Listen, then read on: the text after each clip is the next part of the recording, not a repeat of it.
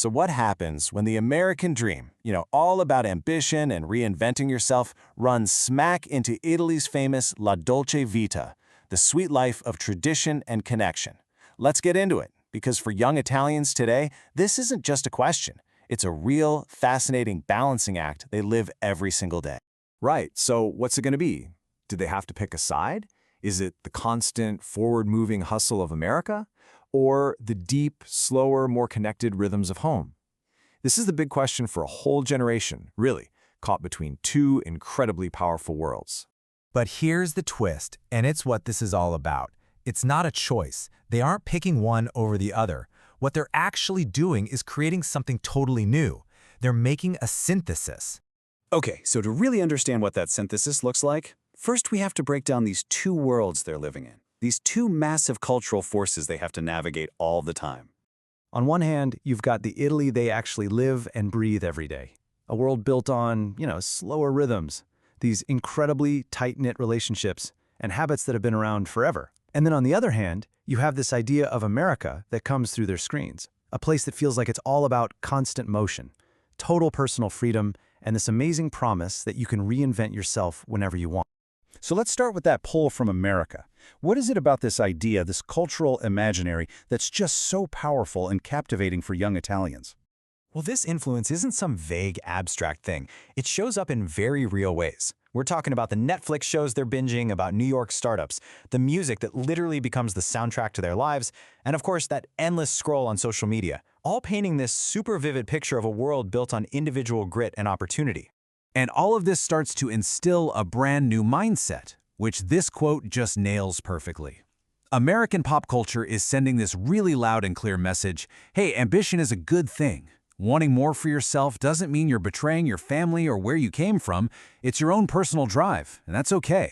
So you see, this goes way deeper than just, liking a certain lifestyle. It actually gives them a whole new emotional language, a new way to even think about their own dreams, to tell their own story, and to believe in this pretty radical idea that you can build your identity completely from scratch.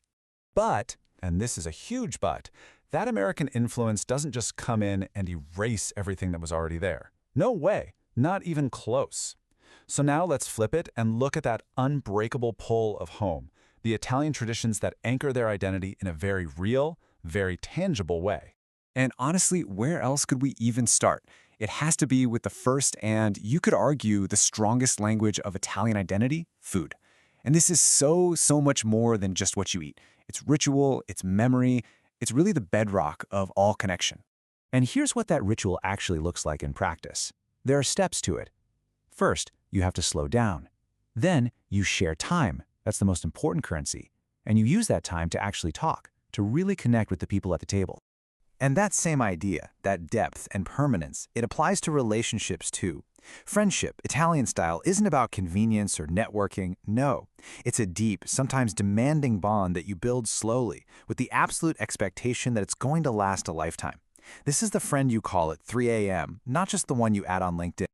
And then, of course, there's the family. It's still that central anchor. It can be a space of protection and, yeah, a source of expectation too. But at the end of the day, it's that secure base. It's the place you can confidently leave to go explore the world because you always know you can come back. So we've got these two massive forces, right? The American pull toward the individual and the Italian anchor of community and tradition. And this brings us right to the heart of it all, how they forge a new identity by moving past that simple either-or choice. Which brings us right back to that critical question we started with. After looking at both sides, does a young Italian really have to choose one of these worlds? Do they have to be the ambitious individual or the connected member of the community? Are the only options on the table to completely reject American influence to protect tradition, or to just fully adopt it and leave all the old ways behind? And the answer is neither. This is the really creative part. They basically become cultural curators. They actively select the pieces they like, they absorb them into their own lives, and, this is the most important part, they reinterpret them so they actually fit into their own world. So the key takeaway here, the big idea, is this.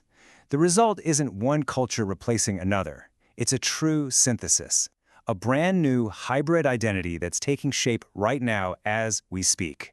Now, this is a great way to see how that synthesis actually works. They take that American drive for ambition and reinvention, but they fuse it with the Italian priority of relational well-being. They get inspired to turn a passion into a career, sure, but never at the expense of shared time.